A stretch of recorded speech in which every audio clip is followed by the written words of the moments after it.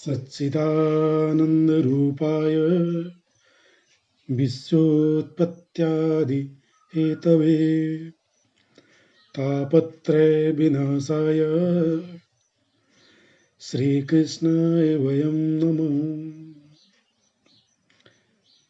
कथा के आरंभ में भगवान श्री कृष्ण के चरणों में वंदना करते हैं, क्योंकि दर्शन के बाद बंधन होता है। जिसको दर्शन ही नहीं होगा वह किसका बंधन करेगा। अतः मन से भगवान श्री कृष्ण का दर्शन करो और फिर उनकी वंदना करो। आप जब भी कोई कार्य प्रारंभ करें तो पहले भगवान के चरणों की वंदना करें, फिर कार्य को प्रारंभ करें। क्योंकि ये जीव है अल्प शक्ति वाला जीव है। इस जीव की बुद्धि भी बहुत ही अल्प है, फिर भी अल्प बुद्धि और अल्प शक्ति होते हुए भी यह जीव जो है बहुत सारी शक्तियों का विनाश करता है। इस कारण इस जीव को दुख होता है, क्योंकि उसकी हार होती है। परंतु जब किसी जीव को ईश्वर रूपी शक्ति मिल जाती है तो वह उस शक्ति को प्राप्त कर लेता है और फिर जो काम करता है फिर उसकी कभी हार नहीं होती। इसलिए कोई भी कार्य प्रारंभ करने से पहले शक्ति स्वरूप भगवान श्री कृष्ण का स्मरण करें और फिर अपने कार्यों का प्रारंभ करें। हमें तो एक ऐसा नियम बना लेना चाहिए कि जब भी हम कोई काम प्रारंभ करते हैं तो पहले भगवान का दर्शन करें, उनका वंदन करें, फिर कार्य प्रारंभ करें। घर से यदि हम बाहर भी जा रहे हैं तो भगवान का वंदन करके बाहर जाए। बहुत से वैष्णव तो भगवान को ऐसा कहते हैं कि हे ईश्वर, मैं तो आपका ही कार्य करने जा रहा हूं, और संपूर्ण कार्य उन्हीं के श्री चरणों में समर्पित कर देते हैं। भक्ति करने के लिए भी पैसे की आवश्यकता होती। पैसा केवल भोग का ही साधन नहीं है, पैसा भक्ति का भी साधन है। पैसे के बिना भक्ति नहीं होती। अतः प्रवृत्ति भी परमात्मा के लिए करो। बाहर जाओ तो भगवान का वंदन करके जाओ, और जब वापस आओ तब भी भगवान का वंदन करो।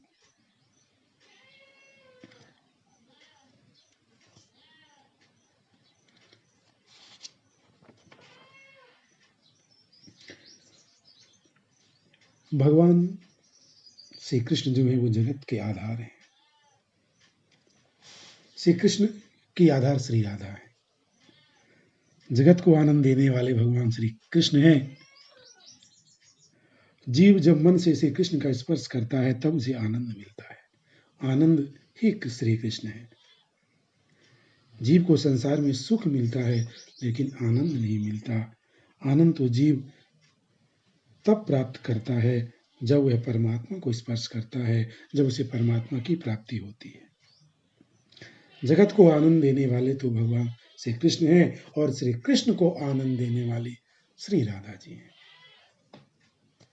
भागवत में ऐसा वर्णन आया है कि श्री कृष्ण को कभी कभी क्रोध आता है। भगवान क्रोध करते हैं, किंतु श्री राधा जी को जीवन में कभी क्रोध ही नहीं आया। क्रोध क्या होता है यह श्री राधा जी तो जानती ही नहीं। वे तो दया की मूर्ति हैं, प्रेम की मूर्ति हैं, इसलिए उन्हें सभी जीवों पर दया आती है।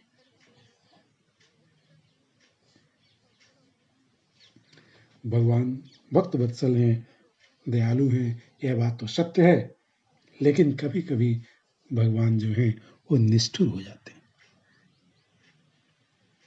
भगवान कभी कभी क्रोध भी करते हैं।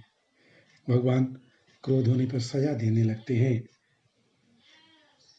और भगवान सजा तब देते हैं जब वे प्राणी को धन दे करके उसको अनुकूल बनाते हैं कि सारी चीजें उसके अनुकूल हो जाए, तब उसका मन जो है भगवत भक्ति पर लगेगा।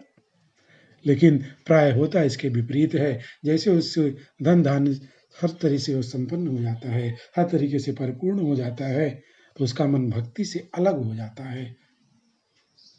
तब भगवान उसके ऊपर गुस्सा करते हैं और इसकी धन संपत्ति को छीन कर देते हैं, और ऐसा प्रण करने लगते हैं कि अब यह सजा देने के योग्य हो गया है, इसलिए मैं इसको सजा दूंगा। लेकिन जैसे ही वो क्रोध करके सजा देने का प्रयास करते हैं, श्री राधा जी उनको रोक देती हैं। बोलती हैं, प्रभु आप क्रोध मत करो, आपको आवेश में आना अच्छा नहीं। ये जो जीव हैं ये तो दुष्ट होते ही हैं, इनका तो स्वभाव ही ऐसा है। लेकिन आप तो दया करुणा निधान हैं, इसलिए कभी भी आपको क्रोध नहीं करना चाहिए, सबके ऊपर दया करिए। इस प्रकार से श्री राधा जी प्रेम से समझाती हैं कि यह जो जीव है आपका बालक है, और बालक तो गलतियां करते ही रहते हैं, इसलिए उनकी गलतियों पर आपका क्रोध होना आपके लिए उचित नहीं है।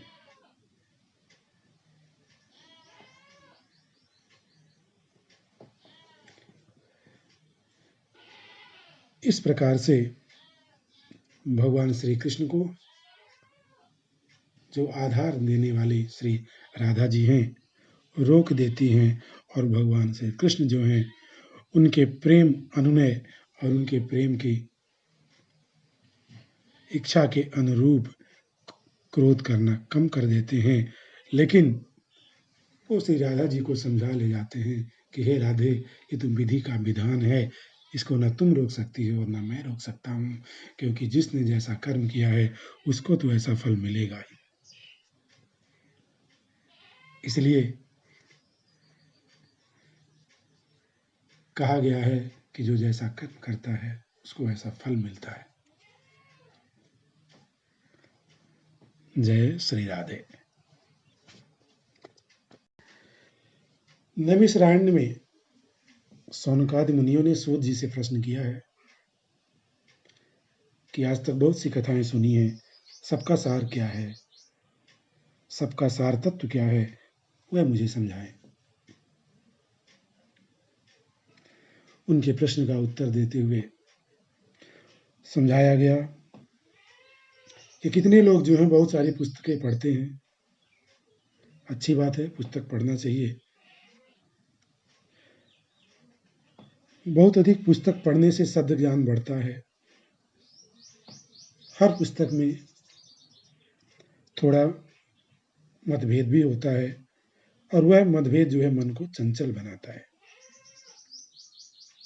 किसी में कुछ लिखा है, किसी में कुछ लिखा है, और वह पुस्तक पढ़ने के बाद साधक के लिए कौन सा अच्छा है, कौन सा अच्छा नहीं है, वह इधर उधर की कथाओं को सुन करके विभिन्न तरह के भ्रमों को अपने मन में पाल लेता है।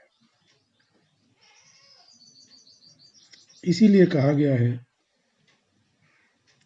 कि जो स्वाध्याय से विद्या प्राप्त होती है उसमें अहंकार आ जाता है। इसलिए हमें अपने गुरुओं से, संतजनों से, साधु संगत के द्वारा ही जो ज्ञान प्राप्त होता है वो स्थायी होता है, और वही ज्ञान हमें मुक्ति की ओर ले जाता है। अतः कहा गया है, हरि अनंत हरि कथा अनंता। इसलिए हमें अधिक से अधिक साधुओं का संगत करना चाहिए, जहाँ हरि कथा हो वहाँ बैठना चाहिए। तुम्हारे मन का जो भ्रम होता है वो अपने आप दूर हो जाता है।